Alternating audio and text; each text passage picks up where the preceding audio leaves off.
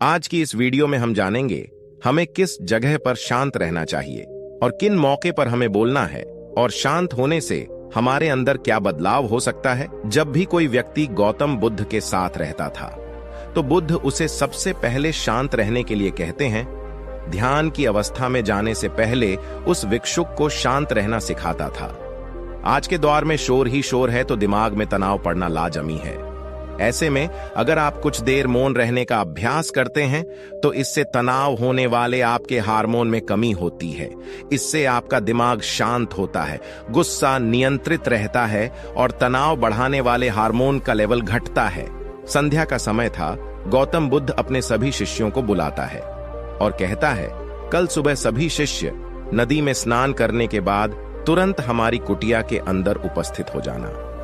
सभी शिष्य हैरान हो जाते हैं। क्या हम लोगों ने कोई गलती की है? क्या उसमें से एक शिष्य कहता है, लगता है गुरुजी कल सुबह अच्छी बात बताने वाले हैं। सभी शिष्य रात को सही समय पर सो जाते हैं और सुबह उठकर सभी शिष्य नदी में स्नान करने के बाद अपने गुरु के पास उपस्थित हो जाते हैं। गुरु कहते हैं, आज हम तुम लोगों को चुप रहने का फायदा बताएंगे।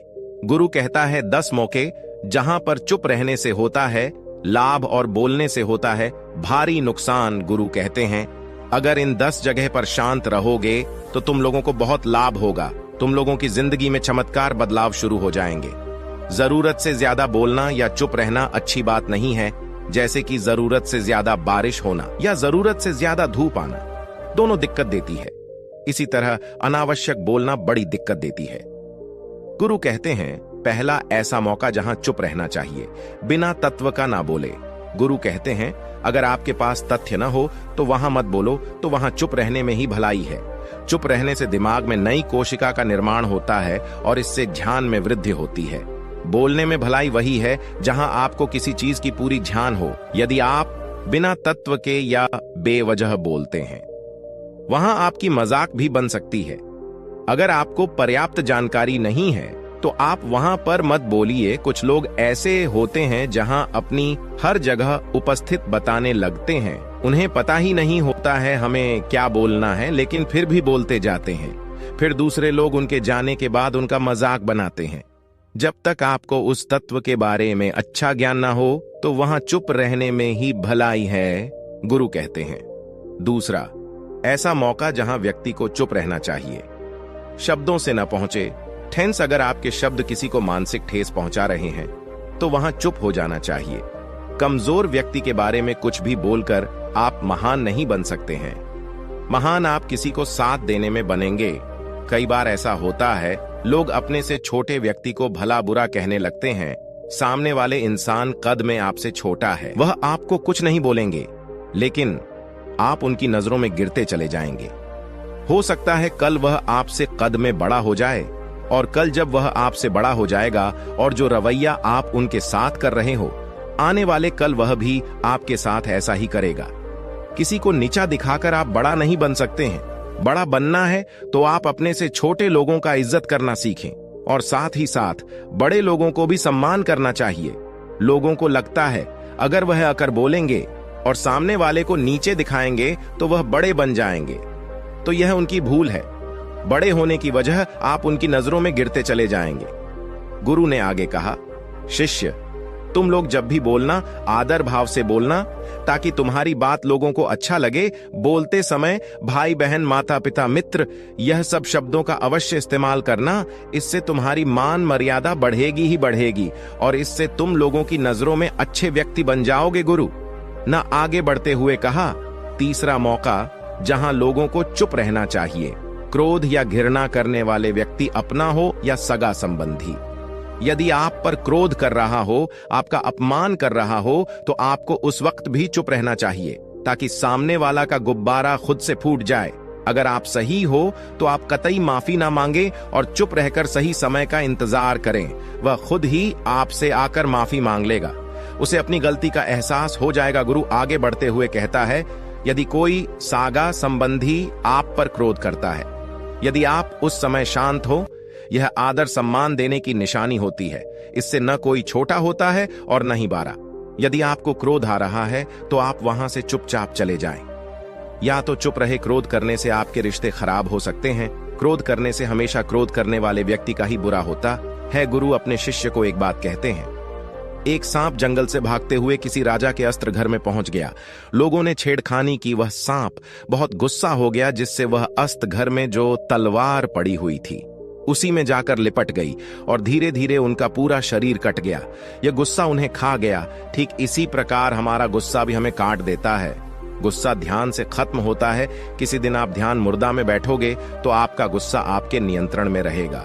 गुरु आगे कहते हैं, एक तो यह तरीका है, आप प्रतिदिन ध्यान का अभ्यास करें। इससे आपके शरीर में जो हार्मोन गुस्से को बढ़ावा देते हैं वह सब तुम्हारे नियंत्रण में रहेंगे, जिससे तुम्हारा शरीर गुस्से को काबू कर लेगा। लेकिन एक तरीका यह भी है, यदि आपको गुस्सा आए कि आप यह समझाने का प्रयास करो, क्या मेरा गुस्सा जायज है या नहीं, हमें वहां बोलना चाहिए या नहीं।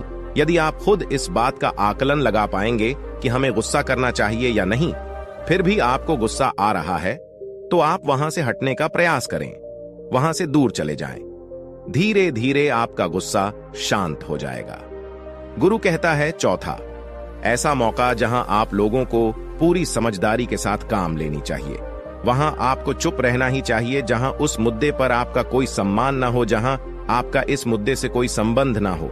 वहां आपको चुप रहना ही चाहिए। बिना किसी वजह आप दूसरे के मुद्दे पर बोलेंगे तो यह आपके लिए हानिकारक होगा। इसमें केवल आपका ही नुकसान है। आप किसी दो व्यक्ति के विवाद में अपना टांग अड़ाएंगे। अगर सामने वाला आपको बुला रहा है अपना झगड़ा शांत करने के लिए, तो ही आप वहां पर जाएं। किसी के भी में जिंदगी में दखल अंदाजी नहीं करनी चाहिए जब तक कि वह व्यक्ति आपको नहीं बुलाता है। अपने झगड़े को शांत करने के लिए कुछ लोग फालतू के दूसरे के विवाद में कूद पड़ते हैं। इससे उनकी मान मर्यादा पर लोग उंगली उठने लगते हैं। गुरु कहते हैं, 10 ऐसे मौके में से 5 एक ऐसा मौका जहां व्यक्ति को अवश्य चुप रहना चाहिए। आपके शब्दों से किसी मित्र को हानि न पहुंचे। अगर आपके शब्द आपके सामने वाले बुरी झलक दिखला रहे हैं तो वहां आपको चुप रहना चाहिए। किसी के परिवार या मित्र के बारे में बुरा बोलने से आप ही बुरा बनोगे।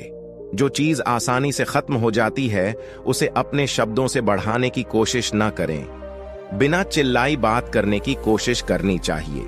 यदि आप बिना चिल्लाई कोई बात नहीं कर सकते हैं तो वहां चुप रहना ही आपकी भलाई है। किसी को ऊपर चिल्लाने से आपकी व्यवहार का पता चलता है। ज्यादा बोलने से चीज हमेशा खराब होती है। ज्यादातर कुछ रिश्ते ज्यादा तेज बोलने से टूट जाती है। इसलिए अपनी आवाज में मीठापन लाए। आपके शब्दों से आपके दोस्त को हानि नहीं पहुंचनी चाहिए।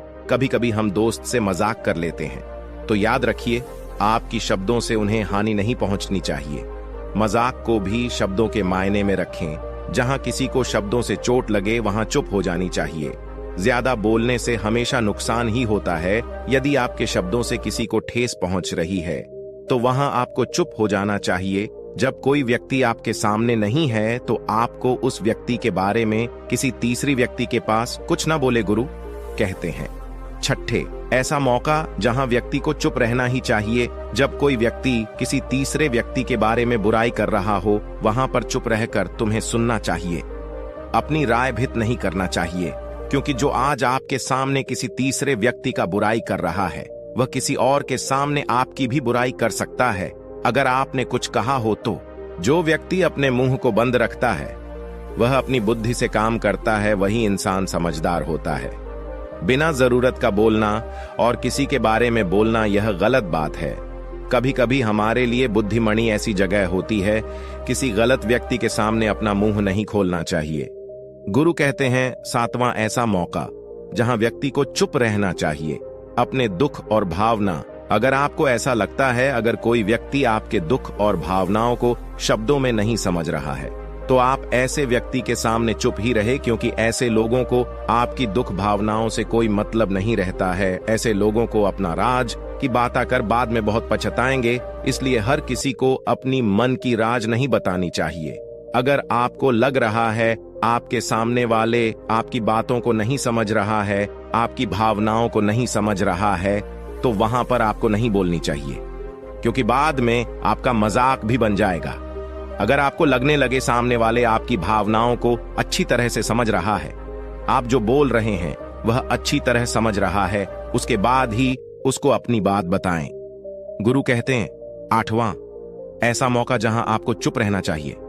जब कोई इंसान अपना दुख व्यक्त करे, अगर कोई इंसान अपनी दुख और तकलीफों को आपको बता रहा है, इसका मतलब यह है वह आपको अपना समझ रहा है। ऐसे में उसे अपना समस्या बताने की वजह उसके दुख और तकलीफ को सुने और उसके दुख और समस्याओं को किसी और को ना बताएं। वह आपको इसलिए नहीं बता रहे हैं, आप उनके समस्याओं का समाधान कर देंगे और इसीलिए वह बता रहा है कि सामने वाला उनके बातों को समझ रहा है। कई बार बताने से दुख कम हो जाते हैं, कई बार दुख आपको इसलिए बता रहा होगा, आप उनकी बातों को समझ रहे होंगे। दुख बांटने से दुख कम हो जाता है। अगर अगली बार कोई व्यक्ति आपको अपना दुख बताएं तो उसे आपको सुनना चाहिए, ताकि उनके दुख कम हो जाए, उनके मन बहुत हल्का हो जाए, क्योंकि उनके मन में जो भी बातें थीं वह सब आपको बता दिया। गुरु आगे बढ़ते हुए कहते हैं 9, ऐसी जगह है जहां चुप रहना चाहिए, जहां पर दुष्ट प्रकृति के लोग रह रहे हैं और गाली गलौज कर रहे हैं, तो आप वहां पर मत जाइए। ऐसी जगह से आप चुपचाप निकल जाइए, क्योंकि जिसकी जुबान खराब होते हैं, जो दुष्ट प्रकृति के लोग होते हैं, आप ऐसे समय में उनको नहीं समझा सकते हैं। जब उनका दिमाग शांत हो जाए तब वह आपकी बात सुनेंगे। इसलिए जहां दुष्ट प्रकृति के लोग हो और आपकी बात को ना मान रहे हो और ना ही सुनते हो, तो आपको वहां पर नहीं बोलनी चाहिए। गुरु कहते हैं 10वां, ऐसा मौका जहां आपको नहीं बोलना चाहिए। अपनी सफलता का राज हर किसी को ना बताएं। कई बार ऐसा होता है, अगर कोई व्यक्ति सफलता को जल्द ही हासिल कर लेते हैं तो वह हर जगह ढिंढोरा पीटने लगते हैं। ऐसे में यह होता है, कोई व्यक्ति आपकी सफलता से खुश होता है और कोई दुख होता है। अगर बेवजह अपनी सफलता की ढिंढोरा पिटवा रहे हैं तो उसकी नकारात्मक ऊर्जा आपकी सफलता को नष्ट कर सकत। तो हमें आशा है कि आज की वीडियो आपको काफी पसंद आई होगी और इस वीडियो से आपको ढेर सारी ज्ञान प्राप्त हो गया हो। तो वीडियो अच्छा लगे तो वीडियो को लाइक, चैनल को सब्सक्राइब कर लेना।